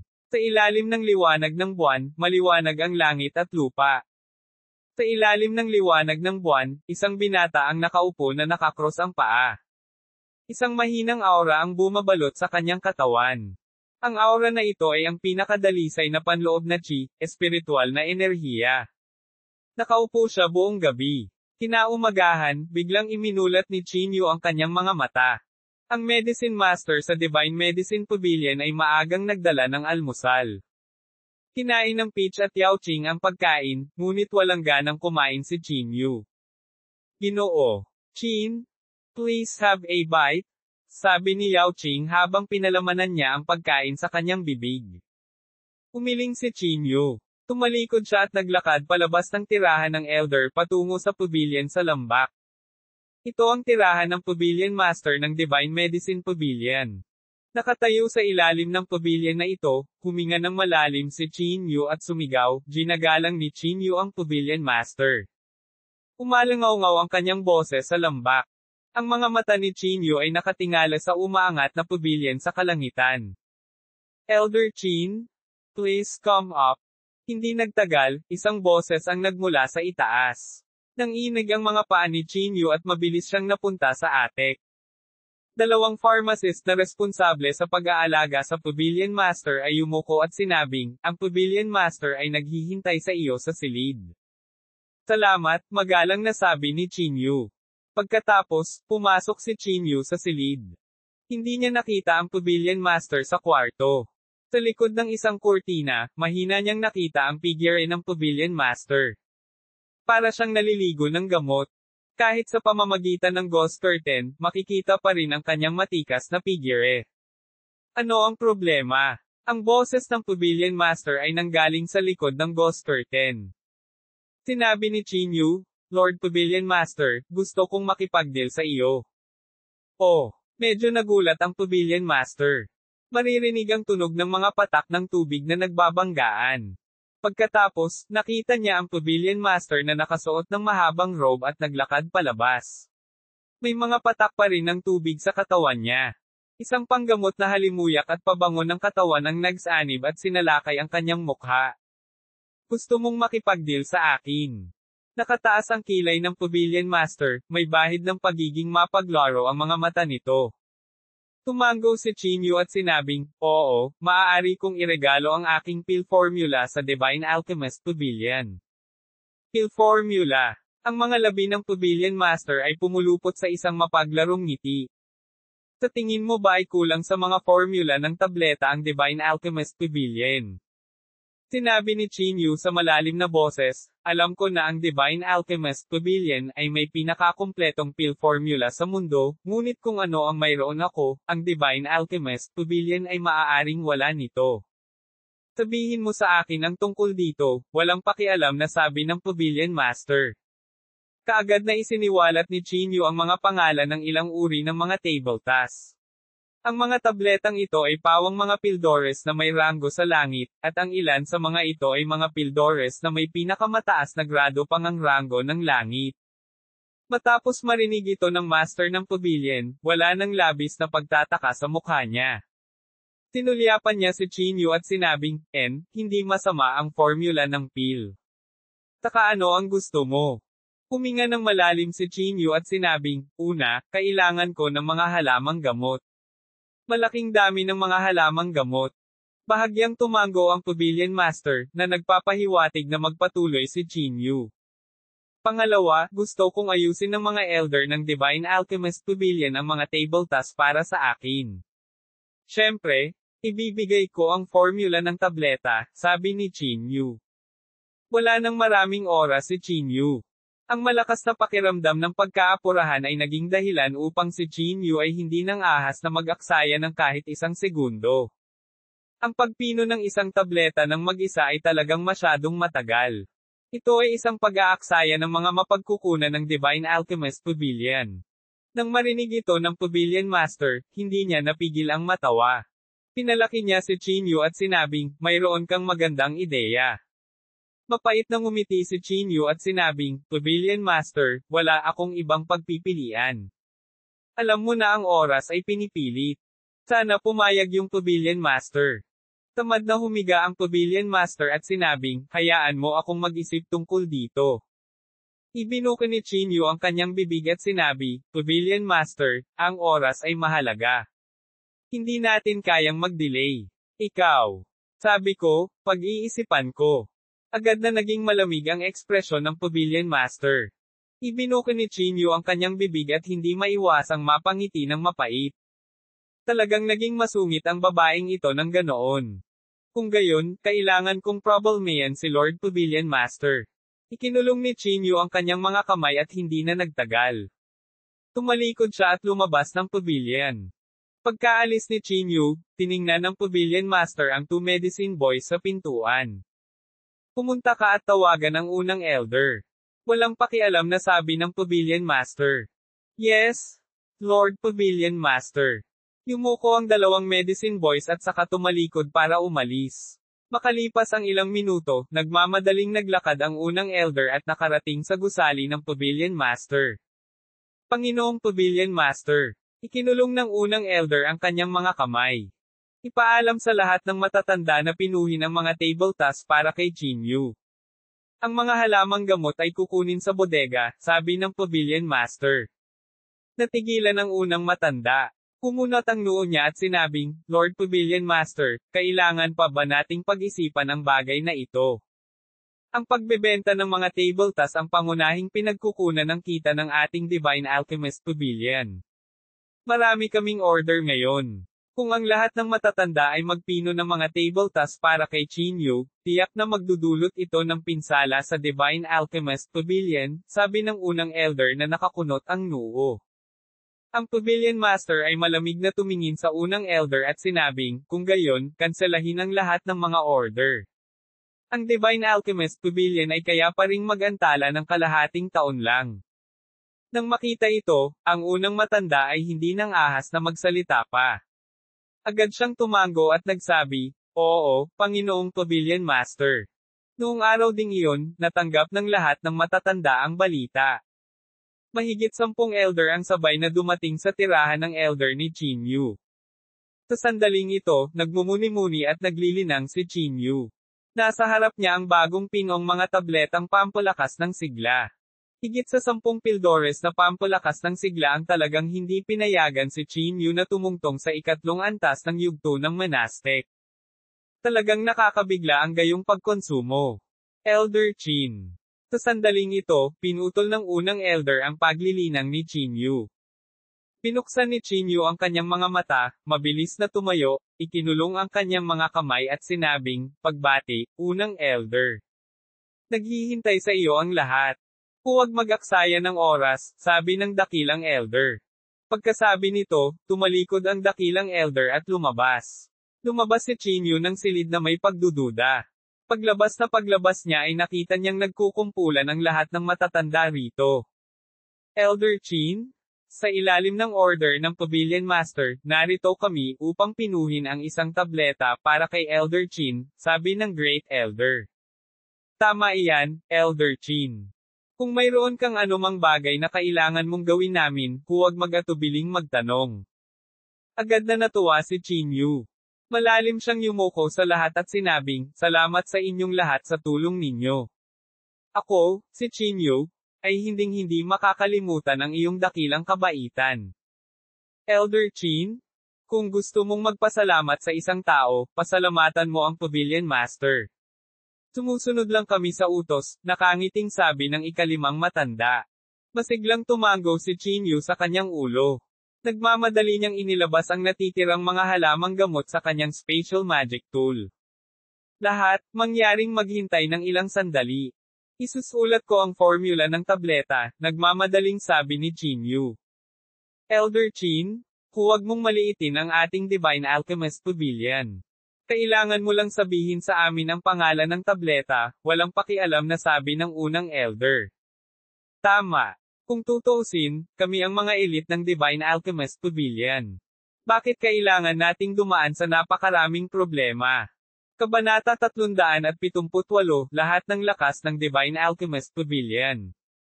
Agad na nakaramdam ng kaunting awkward si Chinyu. Pansamantala niyang sinabi, ang kailangan ko ngayon ay ang tabletang pampalakas ng sigla. Sapat na ang pil na ito. Haha, tableta lang na pampalakas ng sigla. Hindi ito nagkakahalaga ng pagbanggit. Akala ko ito ay isang top grade na tableta. Masyado tayong minamaliit ni Elder Chin. Elder Chin, makatitiyak ka at maghintay. Sabi ng Pavilion Master, pupunta tayo sa herb warehouse para kunin ang mga halamang gamot. Tama iyan. Talagang ibinigay ng Pavilion Master ang buong Divine Alchemist Pavilion ng lakas para tulungan ka. Ang pasasalamat ni Chinyu sa Pavilion Master ay hindi maipaliwanag. Mamulong siya sa mahinang boses, Lord Pavilion Master, salamat sa iyong tulong. Umalis ang mga elder sa Divine Alchemist Pavilion. Bilang ang pinakapiling alchemist sa Divine Alchemist Pavilion, halos bawat isa sa kanila ay nagtataglay ng espiritual na apoy. Ang isang tableta lamang na nagpapalakas ng sigla ay talagang hindi nagkakahalaga ng pagbanggit. Pagkaalis nila, mamulong si Peach, Elder Chin, baka makatulong din ako. Ibinuka ni Chinyu ang kanyang bibig at ngumiti, sige, salamat, Peach. Umiling si Peach at hindi umimik. Tumalikod siya at naglakad palabas. Ang kasalukuyang Chinyu ay hindi lamang nagdala ng mga inaasahan ni Yan Ruozo at ng matandang Mysterian, kundi pati na rin ang buong Divine Alchemist Pavilion. Sa makatuwid, hindi siya maaaring mawala. Nakahanap si Chinyu ng lugar na mauupuan, nilunok ang natitirang mga tabletang pampalakas ng sigla sa kanyang tiyan, at sinimulan ang kanyang closed-door cultivation. Sa kabilang panig, maraming elder ang nasa mataas na espiritu, na personal na pinipino ang mga tabletang pampalakas ng sigla para kay Chinyu. Hindi narinig ang gayong engranding eksena. Sa pangunahing gusali ng pavilion. Si Old Mysterian at ang Pavilion Master ay dahan-daang humihigop ng tsaa. Ang buong Divine Alchemist Pavilion ay kumikilos bilang suporta ni Chinyu. Sa ganitong paraan, ang pagkakaiba sa mga mapagkukunan ay ganap na maaalis, buntong hininga ang matandang Mysterian. Walang pakialam na sinabi ng Pavilion Master, paano maihahambing ang mga aristokratikong pamilya sa ating Divine Alchemist Pavilion. Tumawa ng hindi sinasadya ang matandang Mr. Yan, haha, totoo yan. Walang aristokratikong pamilya sa mundo ang makakapagpadala ng napakaraming nangungunang alchemist para magpino ng mga table tasks. Pavilion Master, ako, si Old Mr. Yan, may utang na loob sa iyo. Itinago ni Old Mr. Yan ang kanyang mga kamay at sinabi.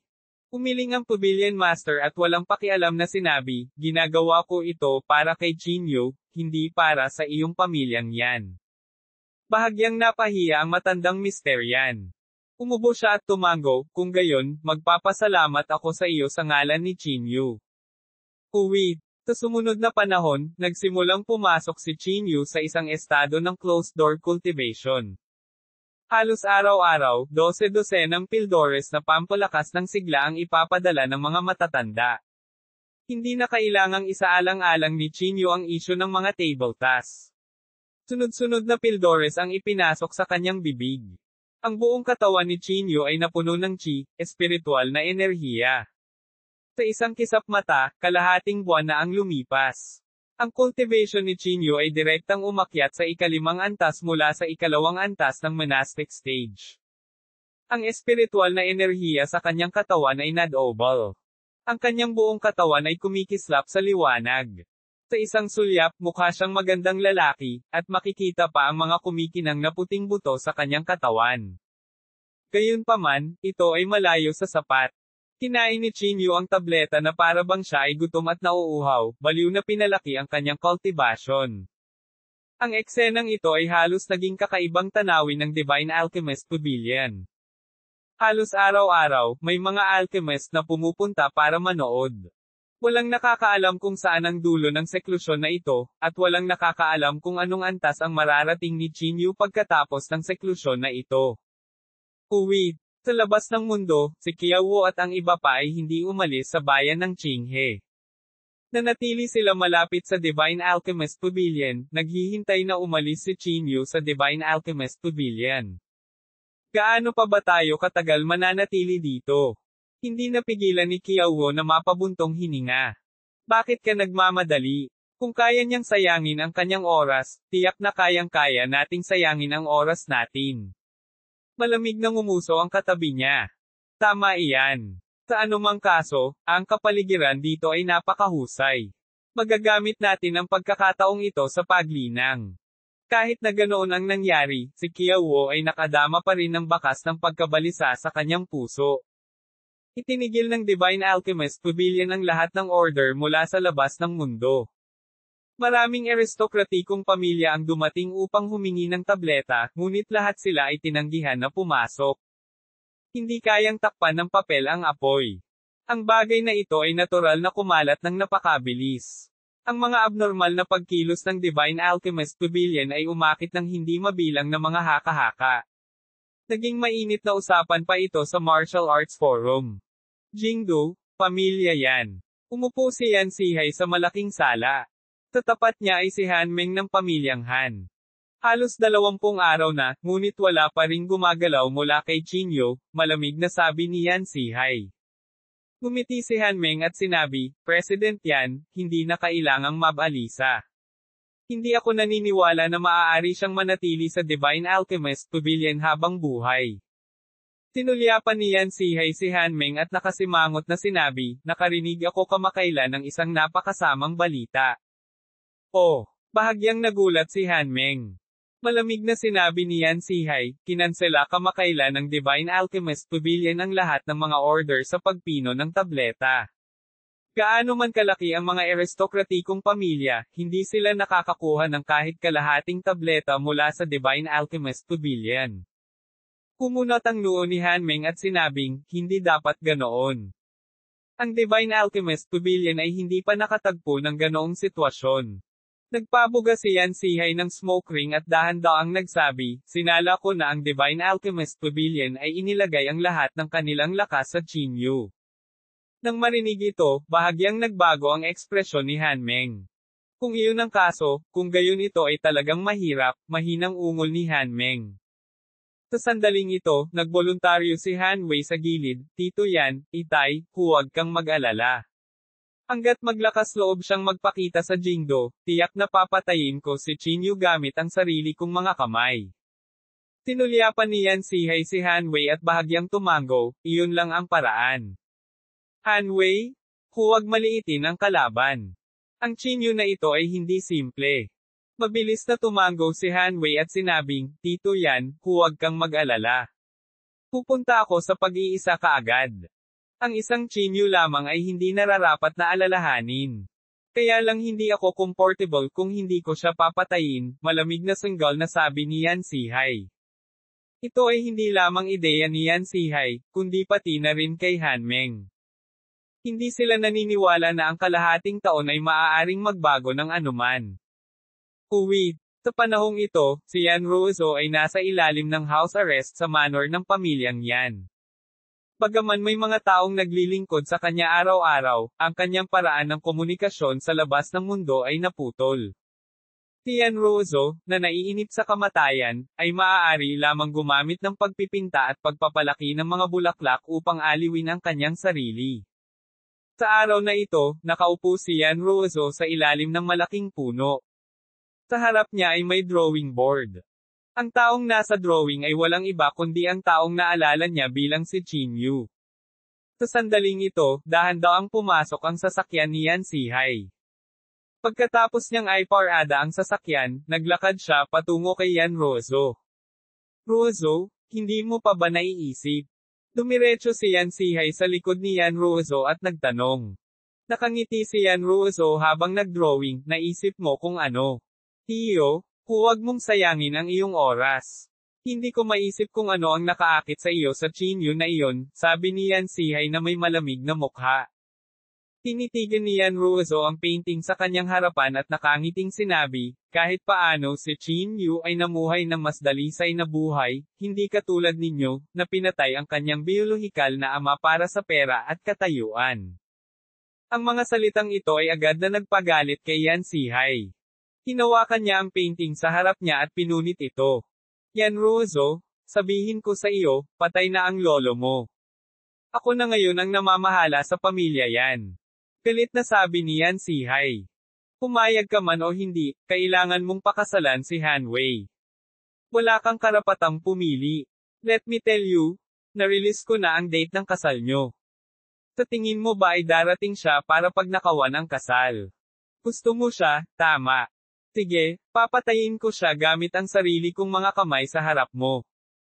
Kabanata 379. Yan Sihay, kasuklam-suklam ka. Pinandilatan ni Yan Ruozo si Yan Sihay. Gumisi si Yan Sihay, basta masunurin ka, hindi ko lang siya mabubuhay, mabibigyan ko rin siya ng pagkakataon. Sa pagsasalita hanggang sa puntong ito, huminto sandali si Yan Sihay. Sumandal siya sa tenga ni Yan Ruozo, mamulong siya, ayaw mo bang mabuhay ang lolo mo? Hanggat masunurin ka at pakasalan mo si Hanwei, hahayaan ko silang mamuhay ng mapayapa. Sa tingin mo ba maniniwala pa rin ako sa iyo? Gumisi si Yan Ruozo. Nang marinig ito, nanlamig ang mukha ni Yan Sihay. Huwag mong isipin na nagmamakaawa ako sa'yo. I'm giving you a chance. Malamig na sabi ni Yan Sihay. Dahil hindi mo alam kung ano ang mabuti para sa iyo, kung gayon huwag mo akong sisihin sa pagiging bastos. Pagkasabi nito, tumalikod si Yan Sihay at naglakad palabas. Lubhang namutla ang mukha ni Yan Ruozo. Gusto niyang malaman ang tungkol sa labas ng mundo, ngunit sa ilalim ng kontrol ni Yan Sihay, walang paraan. Maaari mo ba akong tulungan? Maaari mo ba akong tulungan na magpadala ng mensahe kay Chinyu? Walang pagpipilian si Yan Ruozo kundi ang bumaling sa tagapaglingkod ng pamilya Yan. Napakalihim ng alipin tungkol dito. Nagmamadali niyang iwinagayway ang kanyang kamay at sinabing, Miss, huwag mo na akong pahirapan. Kapag nalaman ni Mr. Yan, tapos na tayo. Mula nang mapatay ang katulong ni Yan Sihay, wala nang nang-ahas na tulungan si Yan Ruozo. Maging ang biolohikal na ama ni Yan Ruozo, si Yan Yongxiu, ay hindi nang ahas na puntahan si Yan Ruozo. Ang pangmatagalang panunupil sa kaibuturan ng kanyang puso ay nagpapahina at humihina sa katawan ni Yan Ruozo. Lalong namutla ang kanyang mukha at paminsan-minsan ay umuubo. Inimbitahan ni Yan Sihay ang isang doktor na gamutin si Yan Rozo, ngunit wala siyang makita. Sa huli, ang doktor ay dumating sa isang conclusion, Yan Rozo ay may sakit sa isip na hindi magamot. Lumipas ang oras, at sa isang kisap mata, isang buwan na ang lumipas. Sa panahong ito, halos hindi na umalis si Chinyu sa tirahan ng elder. Araw-araw, nagpapadala siya ng isang dakot ng mga table tas na pampalakas ng sigla sa kanyang bibig. Ang sobrang chi, espiritual na enerhiya ay naging mahirap para sa katawan ni Chinyu na tiisin sandali. Parang sesubog na ang buong dantian niya. Ginoo. Chin, kung talagang hindi ito gagana. Tumigil tayo sandali. Kahit si Yao Ching ay hindi na nakatiis. Gayunpaman, ikinaway ni Chinyu ang kanyang kamay at sinabing, wala akong gaanong oras na dapat sayangin. Ngunit, hindi kakayanin ng iyong katawan kung magpapatuloy ito. Mamaantong hininga si Yao Ching. Tulad ng sinabi ni Yao Ching, medyo mahina si Chinyu sa ilalim ng pagbabalot ng sobrang dami ng chi, espiritual na enerhiya, na parang naubos ang kanyang pisikal na lakas. Hindi ito ang pinakamahalagang bagay. Ang pinakamahalagang bagay ay ang dantian ni Chinyu ay nabuksan ng paulit-ulit, at nasa bingit ng maraming beses na sumabog. Ngunit kahit ganoon, hindi pa rin nagpakita si Chinyu ng anumang senyales ng paghinto. Sinubukan niyang kontrolin ang chi, espiritual na enerhiya at dahan-daang ipinalibot ito sa kanyang katawan. Puff! Sa sandaling ito, hindi na kinaya ng katawan ni Chinyu. Lumuwa siya ng isang bibig ng dugo. Pagtingin sa loob, nakita pa niya ang mga patong-patong na bitik at bakas ng dugo sa labas ng kanyang dantian. Ginoo. Chin.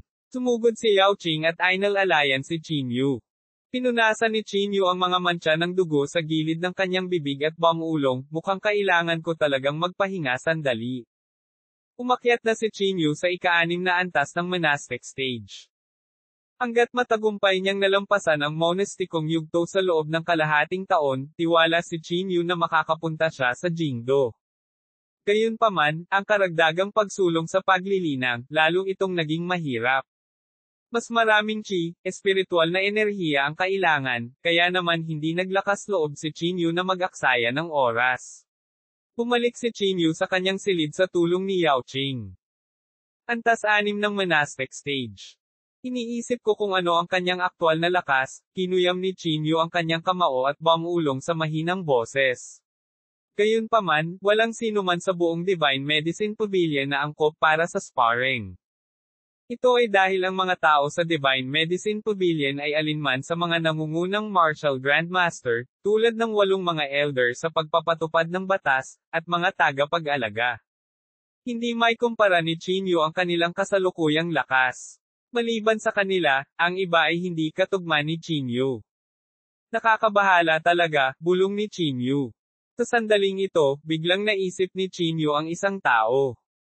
Iyon ay si Kiawo na ipinadala ng pamilya Yan.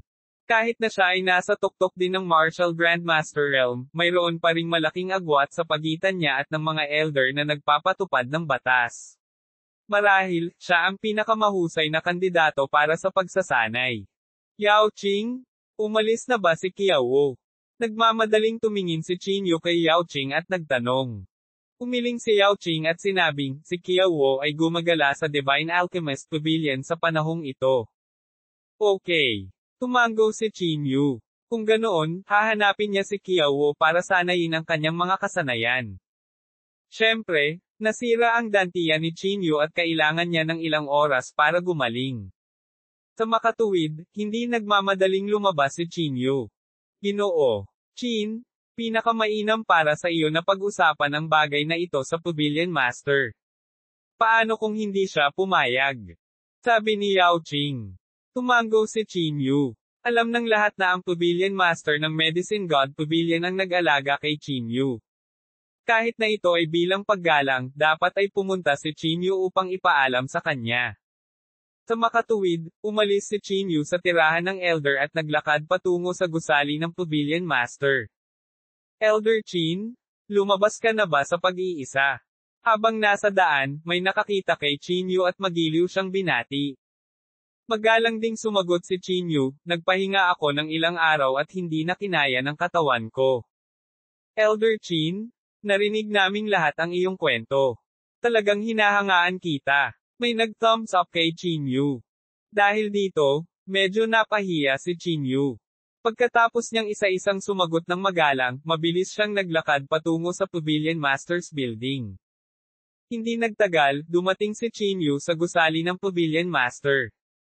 Mukhang inaasahan na ng Pavilion Master ang pagbabalik ni Chinyu. Sa makatuwid, sa sandaling lumitaw siya, ang batang gamot sa itaas niya ay sumigaw, Elder Chin, mangyaring samampa. Tumalo ng malalim si Chinyu at nakarating sa gusali ng Pavilion Master. Ang Pavilion Master ay nakaupo sa isang rattan chair, tahimik na tinatanaw ang higit sa kalahati ng bayan ng Qinghe. Pagbati, Pavilion Master. Lumakad si Chinyu at bahagyang yumoko. Walang pakialam na sinabi ng Pavilion Master, natapos mo na ba ang iyong pag-iisa? Napakamot ng ulo si Chinyu at sinabing, kamakailan lang, hindi na kaya ng katawan ko, kaya magpapahinga muna ako saglit. Sumulyap ang Pavilion Master kay Chinyu at walang pakialam na sinabi, likas na hindi kayang tiisin ng katawan ang sobrang chi, espiritual na enerhiya sa katawan, maliban kung. Sa puntong ito, huminto sandali ang Pavilion Master at hindi na nagpatuloy. Natigilan si Chinyu at nag-aalalang nagtanong, maliban kung ano. Tumayo ang Pavilion Master at sinabing, maliban na lang kung mayroon kang meridian circulation technique. Meridian circulation technique. Nang marinig ito, agad na natuwa si Chinyu. Agad siyang lumuhad sa lupa at sinabing, Pavilion Master, maaari mo ba akong turuan ng set ng heart technique na ito? Tinulyapan ng Pavilion Master si Chinyu mula sa gilid ng kanyang mga mata at sinabing, gusto mong hilingin sa iba ang lahat, hindi mo ba mahanap ito sa iyong sarili? Medyo napahiya si Chinyu. Napakamot siya ng ulo at sinabing, I'm sorry, masyado akong naiinip. Pero, saan ko hahanapin ang revolving technique na ito? Inalis ni Chinyu ang kanyang minanang mga alaala at hindi nahanap ang revolving technique. Tinulyapan ng Pavilion Master si Chinyu at sinabing, gusto mo ba talaga? Tumango si Chinyu nang walang pag-aalinlangan at sinabing, oo. Ang revolving technique na ito ay kailangan sa akin. Okay. Tumayo ang Pavilion Master. Ihanda mo ang sarili mo. Dadalhin kita doon bukas. Pero dapat pag-isipan mong mabuti. Maraming mga tao ang sinubukang makuha ang pamamaraan ng sirkulasyon sa mga nakaraang taon, ngunit lahat sila ay nabigo. Isa lamang ang kahihinatnan ng kabiguan, at iyon ay kamatayan. Agad na natigilan si Chinyu. Kamatayan. Ito. Masyadong mabigat ang presyo. Bakit, natatakot ka? Walang pakialam na tanong ng Pavilion Master. Kinagat ni Chinyu ang kanyang mga ngipin at sinabing, para sa kasalukuyang ako, maaari lamang akong maghanap ng kayamanan sa pamamagitan ng panganib. Kung hindi, tiyak na hindi ako magkakaroon ng pagkakataon. Sige, ito ang pinili mo. Ikaw na mismo ang bahala sa mga kahihinatnan. Bahagyang tumango ang Pavilion Master. Hindi na nagsalita pa si Chinyu. Muli niyang ikinulong ang kanyang mga kamay, tumalikod, at naghanda na umalis. Sa sandaling ito, biglang narinig ang isang malutong na tunog mula sa leeg ni Chinyu. Nabali ang jade pendant na nakasabit sa leeg ni Chinyu. Ito. Agad namutla ang mukha ni Chinyu. Ito ay dahil ang jade pendant na ito ay personal na pinino ni Chinyu noon. Ang isa ay ibinigay kay Yan Ruozo at ang isa ay isinabot sa kanyang leeg. Kung may nangyari kay Yan Ruozo, ang jade pendant ay mababasag agad. Kabanata 380. Sa pagtingin sa basag na protective jade pendant, ang mukha ni Chinyu ay agad na namutla. Ruozo. Nagsikip ang mga mag-aaral ni Chinyu. Nagmamadali siyang tumingin sa Pavilion Master ng Divine Alchemist Pavilion at sinabi, Pavilion Master, kailangan kong pumunta kaagad sa Jingdo. Sumimangot ang Pavilion Master at sinabing, pumunta ka sa Jingdo. Pupunta ka ba sa Jingdo para mamatay ngayon? Hinailan ni Chinyu pababa ang lubod mula sa kanyang leeg. Itinuro niya ang isang maliit na fragment na nakasabit pa sa lubod at nag-aalalang sinabi, ito ang protective jade pendant na pinino ko para kay Yan Ruozo noon. Kapag may mangyari sa kanya, itong protective jade pendant ay madudurog. Ngayong nabasag na ang jade pendant, dapat may nangyari sa kanya. Hindi na ako makapaghintay pa. Pagkasabi nito, tumalikod si Chinyu at aalis na sana. Gayunpaman, hinaronggan ng Pavilion Master ang landas ni Chinyu. Umiling siya at sinabing, hindi na kailangang mag-alala bago maging malinaw ang bagay. Hindi mo kailangang mag-alala. Paano ako hindi mag-aalala? Medyo galit na sabi ni Chinyu. Lahat ng ginawa ko ay para sa kanya. Kung may mangyari man sa kanya, wala nang saysay ang buhay ko. Natahimik sandali ang Pavilion Master bago sinabing, manatili ka sa Divine Alchemist Pavilion habang pupunta ako sa Jingdo. Kung may mangyari, sasabihin ko. Natigilan si Chinyu. Kumunat ang noo niya at sinabing, pupunta ka sa Jingdo. Bahagyang tumango ang Pavilion Master at sinabing, siya ay may sakit. Naniniwala akong papayagan ako ng pamilya yan na gamutin siya. Kinagat ni Chinyu ang kanyang mga ngipin at sinabi, Pavilion Master, sasama ako sa iyo. Hindi, malamig na sabi ng Pavilion Master. Manatili ka sa Divine Alchemist Pavilion at mag-cultivate ng mabuti. Kung may mangyari, ipapaalam ko sa iyo. Kahit na ganoon ang nangyari, labis pa rin ang pag-aalala ni Chinyu. Kung may nangyari talaga kay Yanrozo, pagkatapos kay Chinyu, wala itong pinagkaiba sa pagbagsak ng langit. Aalis na ako, tumayo ang Pavilion Master at sinabi. Tungkol sa usapin ng pag-circulate ng cultivation technique, pag-usapan natin ito pagbalik ko. Bagamat gustong-gusto ni Chinyu na pumunta sa Jingdo, malinaw din sa kanyang puso na walang saysay na pumunta siya. Ang Pavilion Master ng Divine Medicine Pavilion ay may pambihirang katayuan. Kung pupunta siya, maaaring ito ang pinakamahusay na pagpipilian. Okay. Huminga ng malalim si Chinyu. Pavilion Master, kung mayroon man, mangyaring ipaalam sa akin. Yumuko ng malalim si Chinyu. Gayun din, dapat mong bigyang pansin ang iyong kaligtasan, sabi ni Chinyu sa malalim na boses. Walang ibang sinabi ang Pavilion Master. Bumaba siya mula sa atek at pumunta sa Jingdo ng araw ding iyon. Uwi, Jingdo. Ang mukha ni Yanrozo ay mapatla, at siya ay nahiga sa kama ng napakahina. Pinalibutan siya ng isang grupo ng mga katulong na tila nalilito. Na-notify mo na ba si Director Yan? May nagtanong. Oo, dapat papunta na si Director Yan. Bago siya matapos magsalita, nakita niyang pumasok si Yan Sihay mula sa labas ng pinto. May kasama siyang doktor na banyaga. Ang doktor na ito ay isang pribadong doktor na kinuha ni Yan Sihay mula sa ibang bansa. Hindi lamang pambihira ang kanyang mga kasanayang medikal, ngunit tapat din siya kay Yan Sihay.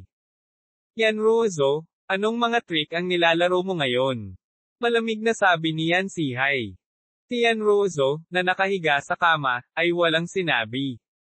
Mapatla ang kanyang mukha, at maging ang kanyang mga labi ay mapatla. Siya ay tumingin lubhang nakakasakit ng puso.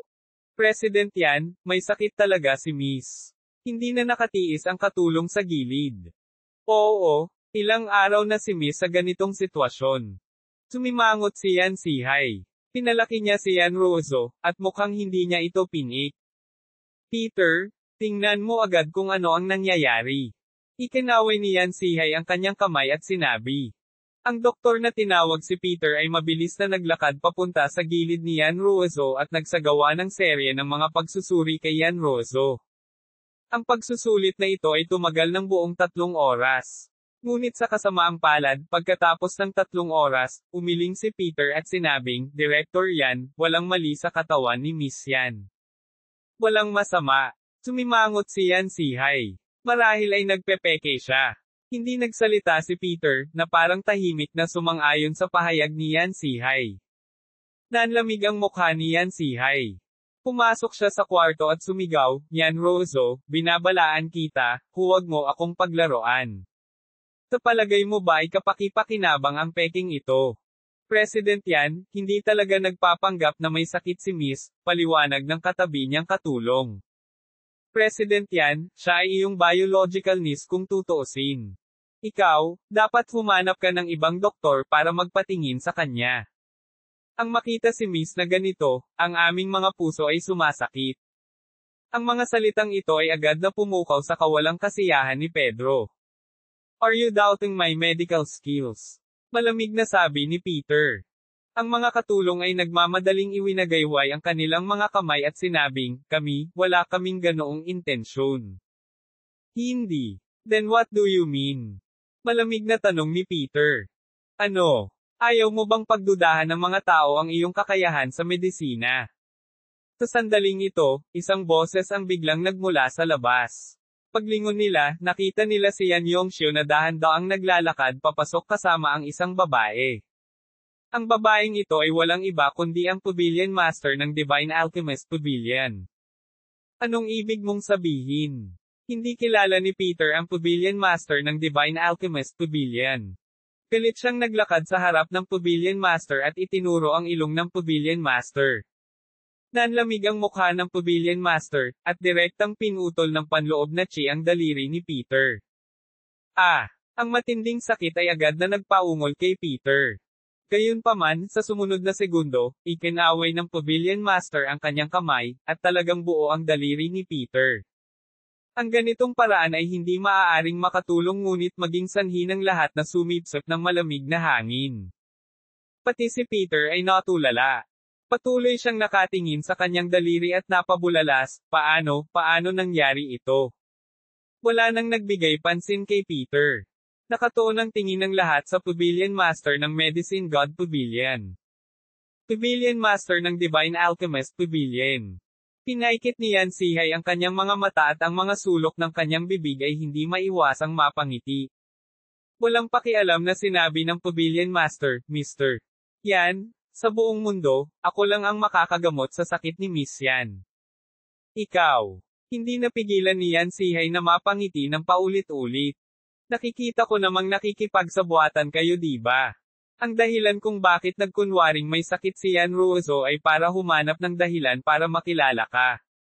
Sabi ni Yan Sihay na may malamig na ngiti. Nagtaas ng kilay ang Pavilion Master at walang pakialam na sinabi, Mr. Yan, ito ang pamilya mo yan.